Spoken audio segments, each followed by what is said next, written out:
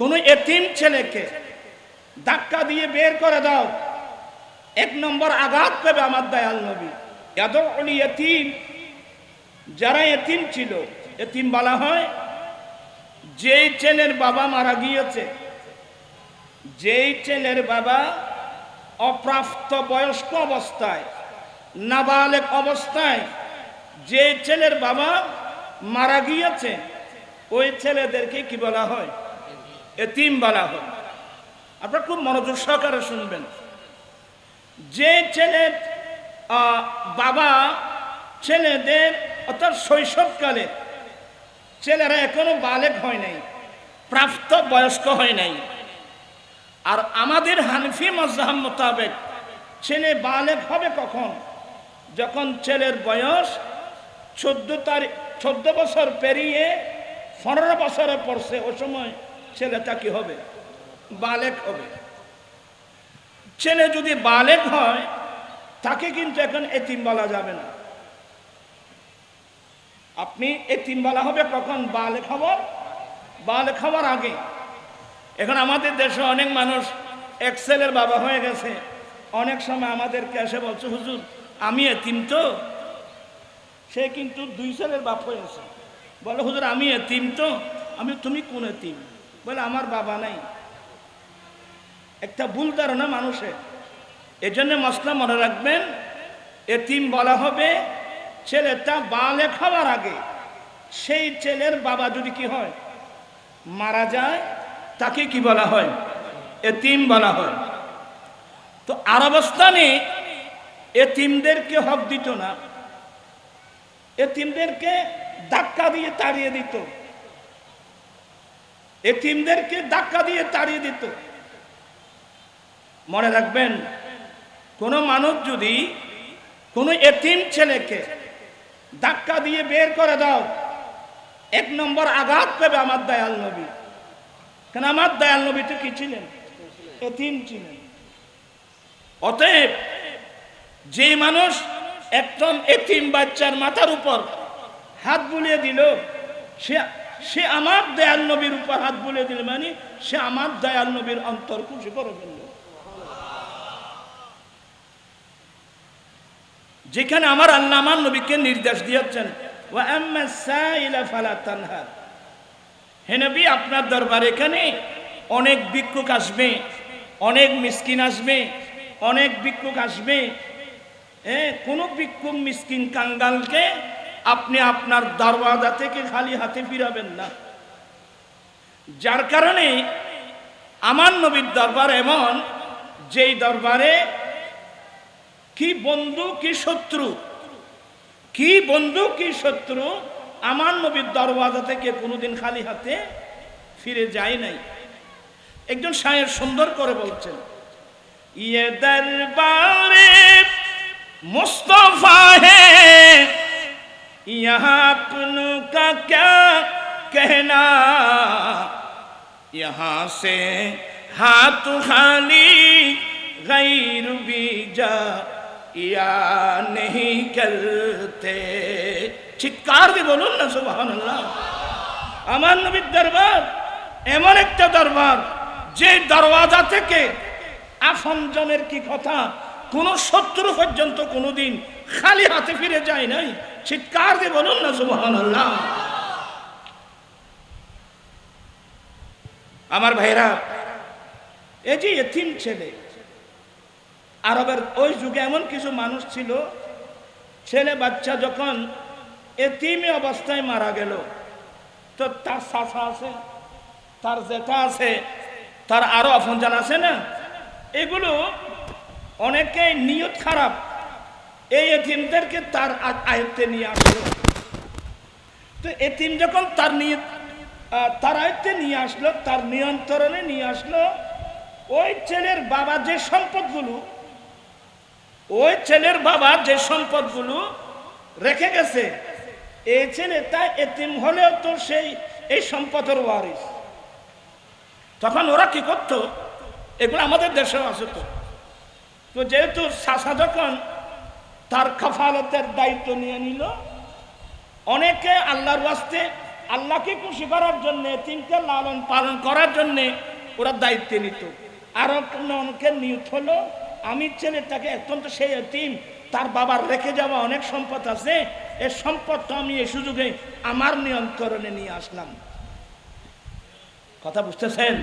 সে নিয়ন্ত্রণ নিয়ে এসে ওরা কি করত, ওই তার সম্পদের সাথে এতিমের সম্পদগুলো মিশ্রিত করে ওরা খেয়ে ফেলতো। আমার আল্লাহ এই আয়াতের মধ্যে সেটাই বলছেন, ওয়াতুল ইয়াতামা আমওয়ালাহুম, এ আমার বান্দা, তোমরা এতিমের সম্পদ এতিমকে দিয়ে দাও, এতিমের মাল এতিমকে দিয়ে দাও, এতিমের সম্পদ এতিমকে দিয়ে দাও। আরে বর্তমান সমাজে এতিম না বাবা, বর্তমান সমাজে তো অনেক ভাই আছে বোনের সম্পদ দেয় না। কথা বলছেন না কেন আপনারা? অনেক ভাই আছে, আর এগুলোতে এতিমের হাত কথা বলা হচ্ছে। বর্তমানে এমন সময় চলে গেল, অনেক ভাই নিজের বোনের সম্পদ দেয় না, অনেক ভাই শক্তি ব্যবহার করে ভাইয়ের সম্পদ ইয়ে করে রেখে দিচ্ছে। অর্থাৎ হালাল হারাম কোনো কি নেই, হালাল হারাম কিন্তু হালাল হারাম। দেখেন আমার রাসূল হাদিসে কি বলছেন, আপনারা এমন আয়াতগুলো দিয়েছেন, এই কথাগুলো শেষ করে আমার পক্ষে শেষে হবে না। আল্লাহর নবী বলেন, লা তুকবালুস সালাতু বিগাইরি তুহুরিন ওয়ালা সাদকাতু মিন গুলুল। আপনার কি মনোযোগ এখানে আছে? আমার দিকে আছে?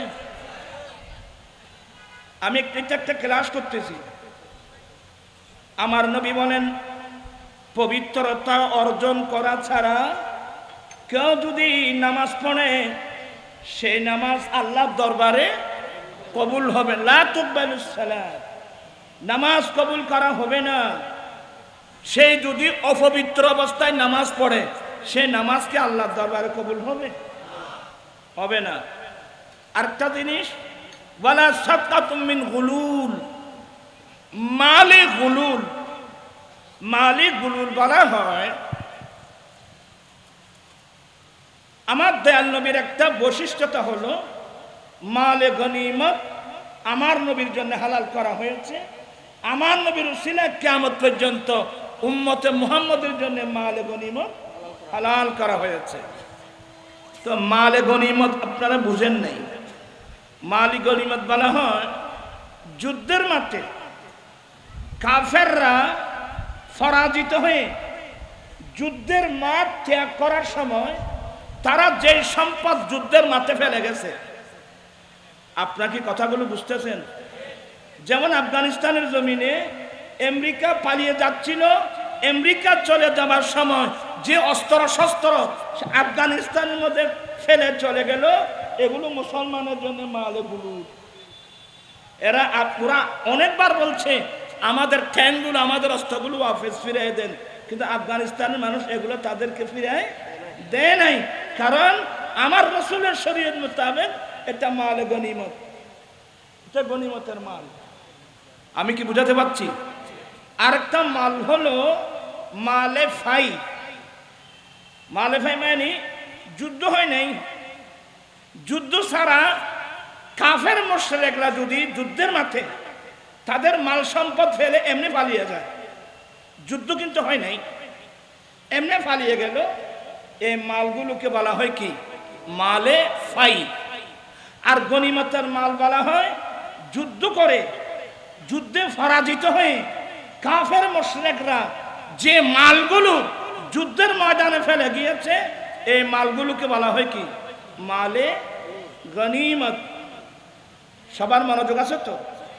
তো আমার রাসূল গনিমতের মাল এখনো বন্টন করেন নাই। একজন সাহাবার কাছে কি রাখলেন? আমানত রাখলেন। ওই গনিমতের মালগুলো বন্টন করা ছাড়া, বন্টন করার আগে একজন সাহাবার কাছে নবী আমানত রাখলেন।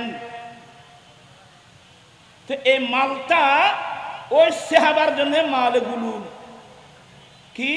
অথচ এই মাল গনিমতের মালের একটা অংশ, এই সাহাবার একটা অংশ এখানে আছে। তো কেউ যদি বলে যে এখানে তো আমার একটা অংশ আছে, আমি চাইলে এখান থেকে কি করতে পারবো, আমি দান করতে পারবো। যেমন শরিকদারি পুকুর আছে, এখানে অনেক শরিকদারি পুকুর আছে না, আমি পুকুরে জাল মারলাম, মাছ ধরলাম, আমি অন্য শরিকদারকে না বলে তা আমি যদি বলি যে না এখানে তো আমার একটা অংশ আছে, আমি এখান থেকে অন্য গরিব মানুষকে কি করতে পারবো, দান করতে পারবো। আমার দয়াল নবী বলেন গনিমতের মাল এখনো বন্টন করা হয় নাই। যে সাহাবার কাছে গনিমতের মাল আমানত রাখা হলো, সে কিন্তু বন্টন করার আগে এখান থেকে কোনো গরিব মিসকিন কাঙ্গালকে দান করতে পারবে না। যদি বা সেখানে তার একটা অংশ আছে, বন্টন করার আগে তার আমার একটা অংশ এখানে অবশ্যই আছে, তাই বলে এখান থেকে দান করলে সেই দান আল্লাহর দরবারে কবুল হবে না। আমি আসলে অনেক কথা বলতেছি আপনাদেরকে এই আয়াতের আলোকে, এটাকে মাল গনিমত বলা হয়। তো ওই যে আল্লাহ বলেন ওয়ালা ওয়া আতুল ইয়াতামা আমওয়ালাহুম, এতিমদের মালগুলো তাদের কাছে কি করা হোক, তাদেরকে বুঝিয়ে দাও, তাদের কাছে ওয়াপস ফিরিয়ে দাও। ওয়ালা তাতাবাদদালুল খাবিসা বিত-তাইয়্যিব, এখানে খবিস মানি না পাক, তৈয়ব মানি পাক। কি মানি? এই যার যে চাষা যেটা এতিমকে তার কফালতে নিয়েছেন, তার মালগুলো এটা তো তার জন্য তৈয়ব মাল, কিন্তু তার মালের সাথে এই এতিমের মাল মিশ্রিত করে তোমরা এতিমের মালগুলো তোমরা পরিবর্তন করতে পারবে না। আপনারা কি কথা বলে বুঝতেছেন? এ তার নিজস্ব মাল হলো তৈয়ব, আর এতিমের মাল তো তার জন্য কি না জায়েজ। তাহলে ওয়ালা তাতাবাদদালুল খাবিসা বিত-তাইয়্যিব, তুমি তৈয়বের বিনিময়ে খবিসকে তুমি গ্রহণ করো না, পরিবর্তন করো না। কি মানি? তুমি এতিমের মালগুলো তোমার মাল দিয়ে কি করতে পারবে না, পরিবর্তন করতে পারবে না। এতিমের মাল এতিমকে কি দিতে হবে? কথা বুঝতেছেন? এতিমের মাল এতিমের কাছে বুঝাই দিতে হবে, তুমি রাখতে পারবে না। তবে এখানে ফুকাহে কেরামের একটা বিরাট বিশেষ আছে যে এতিমকে লালন পালন করতে গিয়ে এতিমের জন্য তার মাল থেকে মাল খরচ করা যাবে কি না, এটা একটা আলাদা বিষয়। তবে কথা হলো কারণ নিয়ন্ত্রণে যদি কোনো এতিম মিসকিন কাঙ্গালের মাল যদি থাকে, এই মালগুলো তাদেরকে কি করতে হবে, মালগুলো ওয়াপস দিয়ে দিতে হবে। কথা বুঝতে পারছেন? হালাল হারাম মিশ্রিত করে কোনো মাল খাওয়া যাবে না। এই যে আল্লাহর কোরআনের বিধান আহকাম, এগুলো একেবারে স্পষ্ট।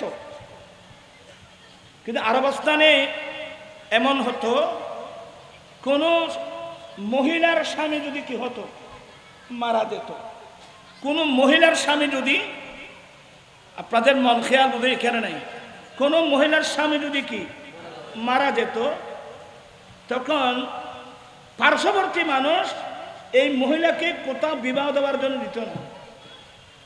তার নিয়ত কি?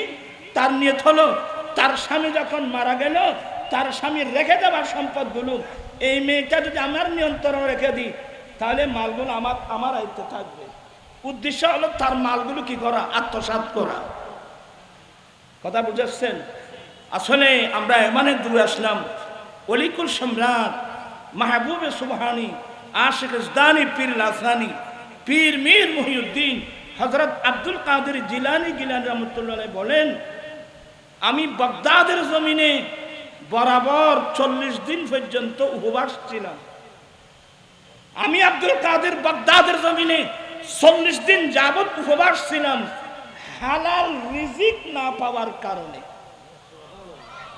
আপনারা কথাগুলো বুঝতেছেন? হালাল রিজিক না পাওয়ার কারণে আজকে এই যুগে অনেক এতিম মিসকিনের মালগুলো নিজের মালের মতো করে খেয়ে ফেলতেছে। আমার আল্লাহ স্পষ্ট বলে দিয়েছেন, ওয়াতুল ইয়াতামা আমওয়ালাহুম, এতিমদের মাল ওয়াপস দিয়ে দাও। তুমি এতিমের মালগুলো তোমার মালের সাথে মিশ্রিত করে তোমরা আত্মসাৎ করো না। আর কোন মুসলমান কোন আত্মসাৎ করতে পারবে? লাইসা মিন্না মান গাসসা, এই আয়াতের উপর কতগুলো হাদিস আছে জানেন আমার ভাইরা? লাইসা মিন্না মান গাসসা, যেই ব্যক্তি আমার উম্মতের মাল আত্মসাৎ করবে, কোয়ালিটির মধ্যে মালের কোয়ালিটি পরিবর্তন করে ফেলবে। এক সময় দেখা যেত দুধের সাথে পানি মিশ্রিয়ে দিত, দুধের সাথে, এখনো আছে নাকি? দুধ এখনো আছে। দুধের সাথে পানি কি করত? মিশ্রিত করত। কথা বুঝছেন? অনেক লম্বা আলোচনা, কিন্তু ইন্না আকরামাকুম ইনদাল্লাহি আতকাকুম, এই আয়াতের তাফসীরে আল্লাহ বলেন ইন্না আকরামাকুম ইনদাল্লাহি আতকাকুম, নিশ্চয় তোমাদের মধ্যে আল্লাহর কাছে তারাই সম্মান মর্যাদার অধিকারী যাদের অন্তরে তাকওয়া বেশি। আমার দয়াল নবী দশম হিজরিতে আরফাতের মাটি বলছেন লা ফাদিলাতাল আরাবি আলাল আজমি ওয়ালাল আজমি আলাল আরাবি ওয়ালাল আহমার আলাল আসওয়াদ ওয়ালাল আসওয়াদ আলাল আহমার ইল্লা বিতাকওয়াল্লাহি আযজা ওয়া জাল্লা। আমার নবী দশম হিজরিতে বিশ্ববাসীর উদ্দেশ্যে বলছিলেন, হে আমার সাহাবায়ে কেরাম, হে আমার উম্মত, অনারবীদের উপর আরবীদের কোনো মর্যাদা নাই, আরবীদের উপর অনারবীদের কোনো মর্যাদা নাই, কালো মানুষের উপর সাদা মানুষের কোনো মর্যাদা নাই, সাদা মানুষের উপর কালো মানুষের কোনো মর্যাদা নাই। সাদা বলো কালো বলো, আরবের মানুষ আজমের, সারা পৃথিবীর মুমিন মুসলমান এক সমান। তবে একে অপরের উপর প্রাধান্য নেওয়ার একটি মাত্র মাপকাঠি আছে, ওই মাপকাঠির নাম তাকওয়া।